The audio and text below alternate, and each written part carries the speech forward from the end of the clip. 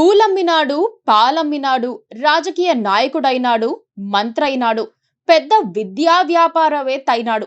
ఇప్పుడు తన రాజకీయ వ్యాపార రంగంలో సంధికాలంలో ఉన్నాడు. 2023 అసెంబ్లీ ఎన్నికల్లో బీఆర్ఎస్ ఓడిపోయిన తర్వాత మాత్రం మాజీ మంత్రి చేమకూర మల్లారెడ్డి చాలా మందిలాగానే కాంగ్రెస్ పార్టీలోకి వెళ్లాలనుకున్నారు. అప్పటికే పార్టీలో సంపన్న రెడ్లు ఎక్కువైపోయారని సీఎం రేవంత్ అనుకున్నారో, మల్లారెడ్డి దూకుడును తట్టుకోలేమని భావించారో గట్టిగా వీటో చేసేశారు. 2 ఏళ్ల తర్వాత ఇప్పుడు కూడా మల్లారెడ్డికి కాంగ్రెస్ పార్టీ మీద ఆశలు ఉన్నాయని చెబుతున్నారు. ఆ సంగతి గ్రహించే కేసీఆర్ పరోక్షంగా గట్టి వార్నింగ్ ఇచ్చారని భావిస్తున్నారు. ఉంటే ఉండండి, పోతే పోండి అన్నట్లుగా కేసీఆర్ మాట్లాడుతున్నా మల్లారెడ్డి అర్థం కానట్లుగా ఉండటం వెనక పెద్ద వ్యూహమే ఉంది. కాంగ్రెస్ పార్టీ తనను పిలిచేలోపు పర్సనల్ పబ్లిసిటీని పీక్స్ కు తీసుకువెళ్లాలని ఆయన డిసైడ్ అయ్యాడు. గులాబీ పార్టీ తన మీద సర్జికల్ స్ట్రైక్ చేసే కంటే ముందే తాను ఆ పని చేయాలని మల్లారెడ్డి పావులు కదుపుతున్నట్లు సమాచారం. మల్లారెడ్డికి ఎడ్యుకేషన్, రియల్ ఎస్టేట్ వ్యాపారాలున్నాయి. విద్యా వ్యాపారం చేస్తున్నారంటే ఆయన ఒప్పుకోడు. బోధనేతర సిబ్బందికి జీతాలిచ్చేందుకు మాత్రమే ఫీజులు వసూలు చేస్తున్నారని చెప్పుకుంటాడు. ఇతర కాలేజీలతో పోల్చుకుంటే తన కళాశాలల్లో సగం ఫీజులే ఉన్నాయంటాడు. తన కుటుంబాన్ని రాజకీయంగా నిలబెట్టుకునేందుకు ఎంతైనా ఖర్చు చేస్తాడు. ఆయన మేడ్చల్ ఎమ్మెల్యేగా ఉంటే ఆయన అల్లుడు మర్రి రాజశేఖర్ రెడ్డి ఇప్పుడు మల్కాజ్గిరి ఎమ్మెల్యేగా ఉన్నాడు.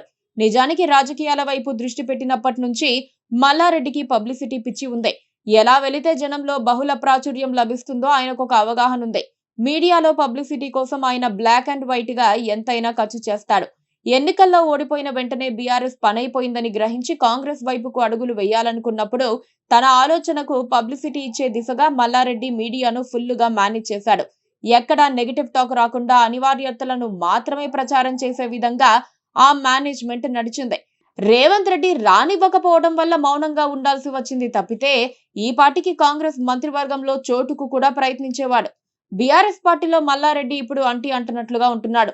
సొంత పబ్లిసిటీకి ఎక్కువ ప్రాధాన్యం ఇస్తున్నాడు. చివరకు కామెడీ షోలకు కూడా వెళ్లి ఇతరుల మీద జోకులు వేస్తూ తాను ఎంజాయ్ చేస్తూ ఆ అంశాలను సోషల్ మీడియాలో ప్రచారానికి వాడుకుంటున్నాడు.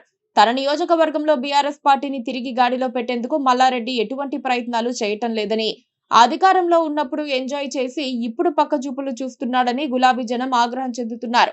వారి ఆలోచన విధానాన్నే ఇటీవలి ఒక సభలో కేసీఆర్ ప్రస్తావించారు. మల్లారెడ్డి పేరును నేరుగా చెప్పకుండా అటువంటి వారు ఉండటం కంటే వెళ్లిపోవడమే మంచిదన్న కామెంట్ తో కేసీఆర్ గట్టి వార్నింగ్ ఇచ్చారు. అయినా మల్లారెడ్డి పట్టించుకునేందుకు సిద్ధంగా లేడు. తను నిర్దేశించుకున్న పద్ధతిలోనే మల్లారెడ్డి రాజకీయాలు చేయాలనుకుంటున్నాడు. బెల్లమున్న చోటే ఈగలు ముసురుతాయన్నట్లుగా ఆయన కాంగ్రెస్ పార్టీ వైపు చూస్తున్నాడు. తన వ్యాపారాలను కాపాడుకునేందుకు అది ఒక మార్గమని మల్లారెడ్డికి తెలుసు. ఇప్పటికే మల్లారెడ్డిపై కేంద్రం కక్ష కట్టి ఉండటంతో రాష్ట్ర ప్రభుత్వంతోనైనా మంచిగా ఉండేందుకు ఆయన పావులు కదుపుతున్నాడు. మల్లారెడ్డి అసలు గేమ్ అన్ని పార్టీలకు అర్థమైన అంశమేనని చెప్పాలి. కాకపోతే ఎవరి అవసరాలు, సమస్యలు వాళ్లకుంటాయి.